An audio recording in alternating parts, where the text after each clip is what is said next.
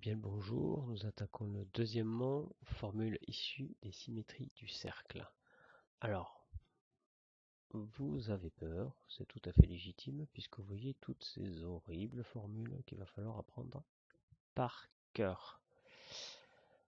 Oui, il va falloir les connaître par cœur, mais en fait, je vais vous donner une méthode qui va vous permettre de retenir ça les doigts dans le nez. Vous savez à quel point moi, je n'aime pas retenir les formules par cœur, donc si moi j'ai réussi à les retenir, il n'y aura pas de problème pour vous.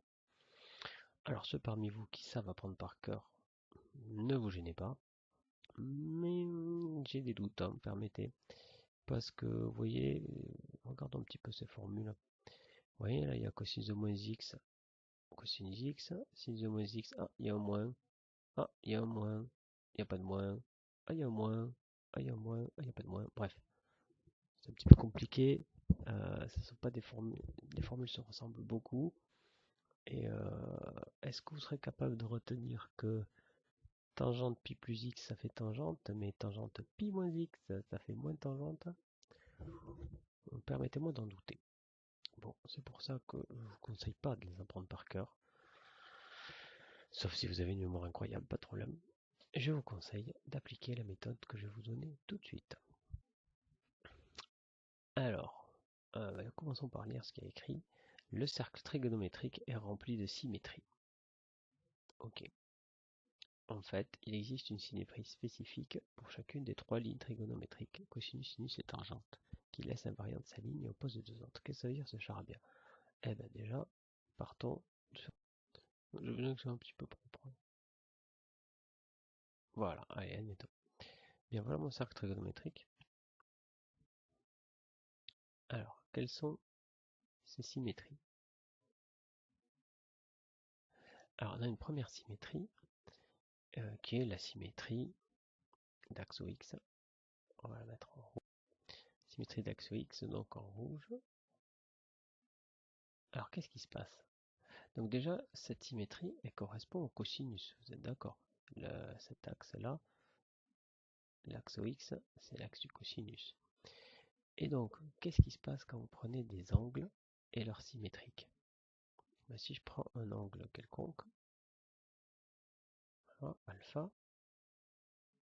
et bien par cette symétrie, cet angle devient moins alpha. Pas de souci. Et qu'est-ce que vous remarquez du cosinus de cet angle?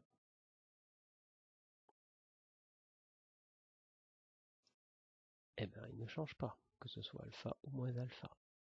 D'accord? Alors maintenant, regardons le sinus de cet angle. Le sinus, ça se trouve ici.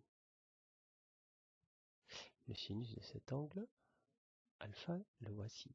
Et voici le sinus de moins alpha. Vous constatez que le sinus de alpha et le sinus de moins alpha sont opposés. Ils ont la même valeur absolue, mais ils sont opposés. Récapitulons. On vient de voir que le cosinus de alpha était égal au cosinus de moins alpha. Regardez sur votre feuille, cosinus de moins x égale cosinus de x. Par contre, le sinus de alpha, ici, est égal à l'opposé du sinus de moins alpha. Si vous préférez, sinus alpha et sinus moins alpha sont opposés. Ce qu'on peut écrire sinus de moins x égale moins sinus de x. La tangente maintenant. Alors la tangente. Bon. Quant à la tangente, alors la tangente où est-elle? La tangente, elle, on la lit ici. Vous vous souvenez? Je la fais en bleu la tangente. Toc. Voilà. Donc la tangente de alpha, hop, il faut continuer le trait. La tangente de moins alpha, bon, on va tricher un peu. Elle arrive par là. Hein, ici vous avez tangente alpha.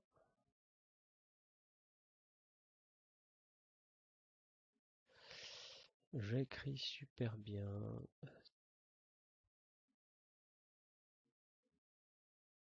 J'en suis réduit à écrire à la souris dans les coins, parce que la tablette, ça marche plus trop. Bon, alors tangente alpha. Et vous voyez que quand vous regardez tangente alpha et tangente moins alpha, ben là encore, vous trouvez une valeur opposée. Vous avez tangente alpha qui vaut ça et moins tangente alpha qui vaut ça. Très bien. Donc voilà la démonstration par contemplation du cercle trigonométrique. Pour tout x réel, vous avez ces trois formules qui vous sautent aux yeux. Vous pouvez la retenir extrêmement facilement. Enfin, ces trois formules, hein, je parle de trois formules, la formule rouge, la formule verte, la formule bleue. Vous pouvez retenir ces trois formules très simplement si vous vous souvenez que la symétrie qui est portée par le cosinus, c'est la symétrie d'axe OX1, et que cette symétrie, elle laisse invariant le cosinus, mais elle oppose le sinus et la tangente. Alors maintenant, passons à la deuxième symétrie. Donc ça, c'est la symétrie par rapport à X. La symétrie maintenant par rapport à OY, qui laisse le sinus invariant. Alors, la symétrie par rapport à Y, on l'a vu ici, elle est là. Voilà que ce Y est là. Souvenez-vous, vous êtes dans un repère, hein. Donc ça, c'est bien l'axe des ordonnées. Alors, cette symétrie, qu'est-ce qu'elle fait à alpha? Ok, ben regardons ce qu'elle fait à alpha. Alors, alpha sont symétriques par rapport à ça. Ben, c'est cet angle, on va dire, prend ce point-là, on prend son symétrique, il est là. D'accord? Donc, on obtient quel angle? N'oubliez pas que les angles, on les mesure toujours à partir de haut. Donc, on obtient cet angle-là. Et cet angle-là, qu'est-ce qu'il vaut? On l'a déjà vu plusieurs fois. Hein, on reconnaît que cet angle ici et cet angle ici sont les mêmes.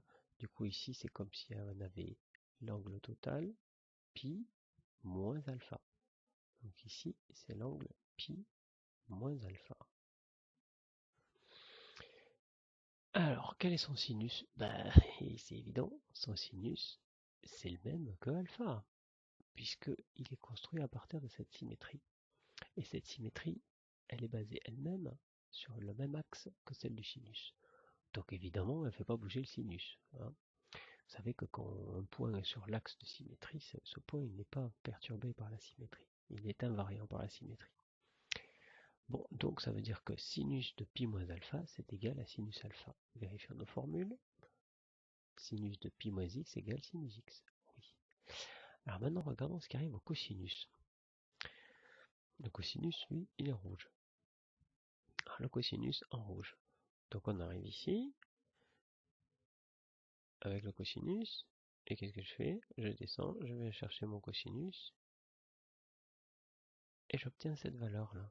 Cette valeur qui est négative, hein, qui vaut moins 0,8 sur le dessin.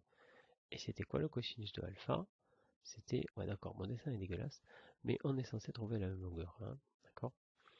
Avec un vrai cercle, ça marche. Donc le cosinus de alpha et le cosinus de pi moins alpha, ils ont la même valeur absolue, mais clairement celui-là est négatif, celui-là est positif. On va donc avoir cosinus de pi moins alpha qui sera l'opposé de cosinus alpha.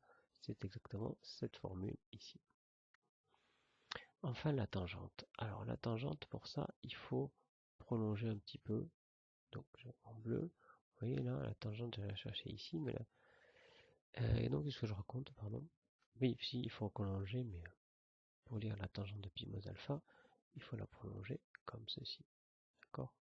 En fait, c'est la même que celle-là. Donc on va retomber sur tangente alpha. Moins tangente. C'est tangente de moins alpha par contre ici.